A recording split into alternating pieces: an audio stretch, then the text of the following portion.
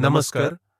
लड़वंती लड़वंती के के प्यारे प्यारे भाइयों भाइयों और और बहनों, बहनों, आपका आपका हार्दिक हार्दिक स्वागत स्वागत है है गवकली गवकली यूट्यूब यूट्यूब चैनल पर। चैनल पर।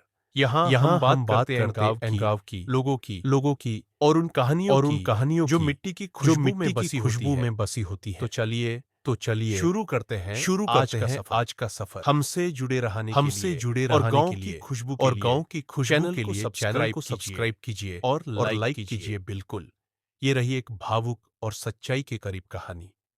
कहानी का नाम सूखे कुएं की पुकार।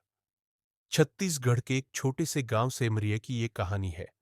गांव छोटा था, लेकिन दिलों में अपनापन बहुत बड़ा था। यहां लोग खेती पर निर्भर थे और गांव का एक ही कुआं था जो पूरे गांव की प्यास बुझाता था। हर साल गर्मी आती, पर इस बार कुछ अलग था। बारिश समय पर नहीं हुई थी और कुएं का पानी धीरे धीरे सूखने लगा। पहले पानी की बाल्टी आधी भरती थी, फिर एक दिन ऐसा आया जब बाल्टी खाली लौटने लगी। गांव की औरतें चार चार कोस दूर जाकर पानी लाती।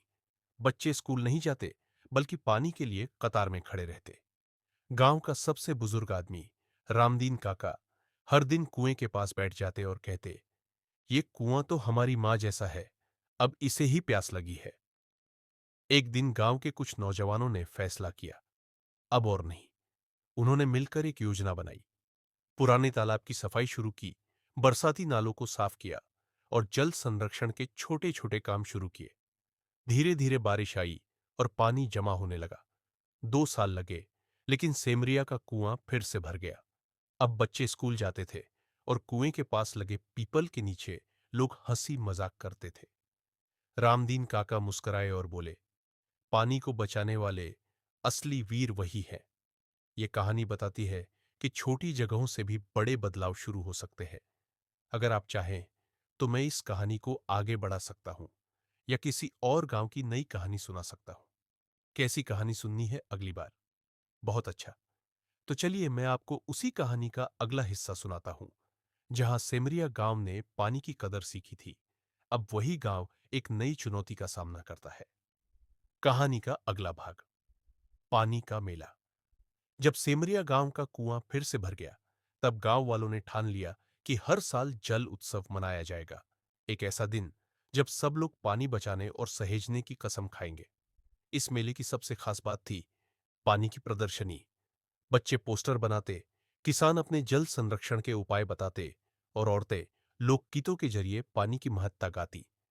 एक बार मेले में पास के गांव बेलाटिकरा से एक बूढ़ी औरत आई। उसका नाम था धनवती दाई। वो चुपचाप खड़ी होकर गांव के तालाब को देख रही थी। जब रामदीन काका ने उनसे पूछा, दाई, कुछ सोच रही हो क्या? तो उन्होंने कहा, हमारे गांव में अब भी लोग बूंद बूंद को तरसते हैं। ये मेला नहीं, ये तो आशा की झलक है। क्या सेमरिया हमारी मदद करेगा? उस एक सवाल ने पूरे गांव को हिला दिया। अब सेमरिया के लोग सिर्फ अपने गांव के लिए नहीं, बल्कि आसपास के गांवों में भी जाकर तालाब और कुओं की सफाई करने लगे। बच्चों ने अभियान चलाया, एक बाल्टी जल सबका कल। धीरे धीरे पूरे इलाके में बदलाव आने लगा। सेमरिया का जल उत्सव अब एक जल आंदोलन बन चुका था। कहते हैं, एक बूंद से सागर बनता है और एक गांव से बदलाव। आप चाहें तो अगली बार हम इस आंदोलन से जुड़े किसी खास बच्चे या महिला की कहानी सुना सकते हैं, जो इस बदलाव का चेहरा बनी। सुनना चाहेंगे?